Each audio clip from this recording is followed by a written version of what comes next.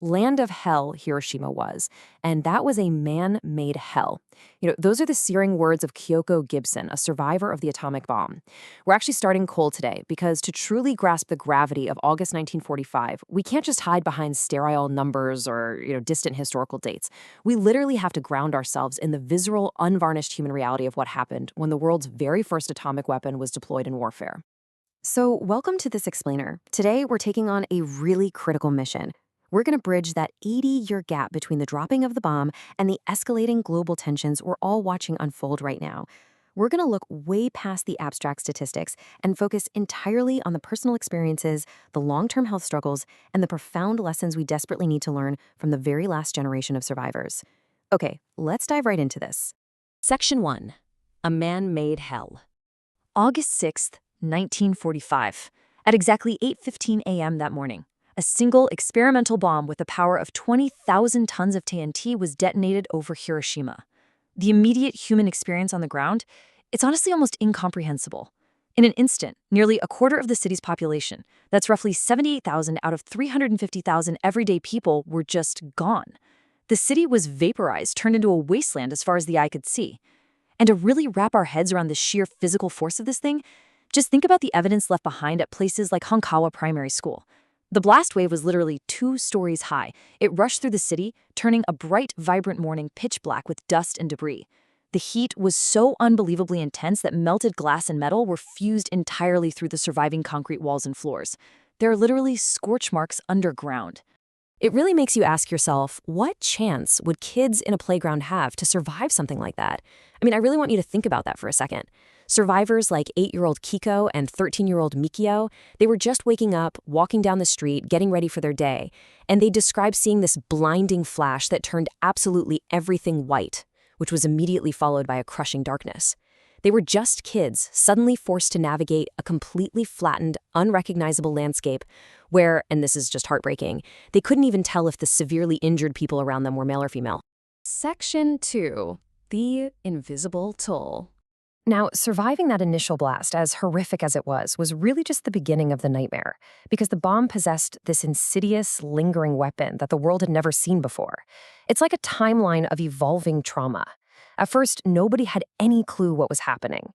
In the days right after the blast, people who seemed completely healthy suddenly became fatally ill.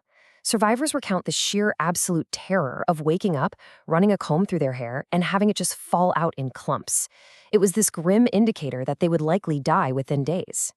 But that invisible toll, it didn't stop there. Radiation actually damages genes, meaning the nightmare was literally passed down. So survivors didn't just battle unexpected cancers and strokes decades later when they were in their 30s and 40s. They had to live in constant terror of how their genetic damage might manifest in their own children and even later generations.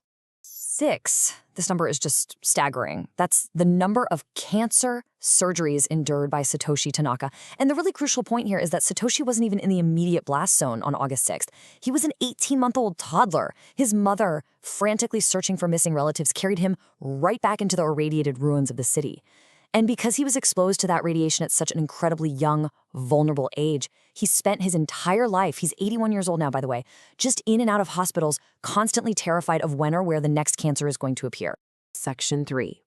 The Stigma of Survival. Now, you would think that surviving the deadliest weapon in human history would bring out profound empathy from the rest of society, right? Tragically, for a lot of people, the exact opposite was true. These survivors had to fight 2 immense battles. On one side, you had the physical damage, fighting off the cancers and the radiation sickness. But then on the other side, there was this massive social damage. Because of heavy censorship by occupying forces and, frankly, a sheer lack of scientific understanding at the time, misinformation just spread like wildfire. Society alienated the survivors. There was this widespread, completely unfounded fear that radiation exposure was somehow infectious or that the survivors were genetically tainted. Because of this, so many survivors were forced into isolation. We're talking about families actively preventing them from getting married or even having wedding ceremony. Just to picture how bad this was, there's a story of a 26-year-old survivor who was on a train heading to Tokyo. The passenger next to him simply asked where he was from, and the moment he answered Hiroshima, the passenger completely panicked, asked if he was okay, and immediately fled to another seat. They genuinely believed they could catch radiation sickness like a common cold. And this deep-seated prejudice forced so many survivors to hide their identities, to move away, and to just bury their trauma entirely. Some of them never even told their own children what they had lived through. Section 4. Modern nuclear tensions. We really can't just leave these stories in the past, though. We have to zoom out and look at the frightening reality of global geopolitics today. Because this isn't just history. This is literally our current news cycle. The Russia-Ukraine conflict has brought direct threats of nuclear retaliation right back onto the world stage.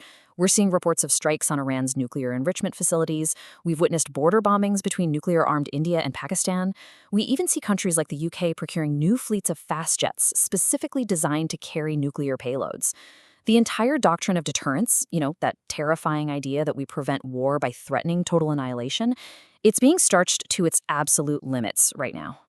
And the scale of the threat today, it's entirely different. Back in 1945, the deployment of just 2 experimental bombs resulted in over 118,000 immediate deaths across Hiroshima and Nagasaki. But today, 9 countries hold a combined arsenal of over 12,000 nuclear weapons. 12,000! And these modern weapons aren't just more numerous, they are exponentially more powerful than the bombs that leveled Japan. To put that into perspective, one bomb changed history in 1945. Today, we have 12,000 of them, poised and ready to go. Section 5. Lessons for the future. The survivors, known as the Hibakusha, have dedicated their remaining years to making absolutely sure the world never forgets. They even won the 2024 Nobel Peace Prize for their relentless efforts to rid the world of nuclear weapons. But they know their time is short, and that torch has to be passed. Just listen to the words of Violet. She's the teenage granddaughter of Kyoko Gibson, whose quote we actually opened with today. Violet really represents today's youth, pleading for nuclear technology to be used to uplift humanity, for power, for the economy, and not to obliterate it. It's such a simple, undeniable plea from the very generation that's going to inherit this fragile Earth. So, here's what you really need to take away from this explainer, especially if you're a student or an educator trying to make sense of all this. Step 1. Look past the abstract statistics and the political strategy to see the true human impact. Remember that melted glass at Honkawala Primary? Step 2, recognize the escalating danger of modern technology.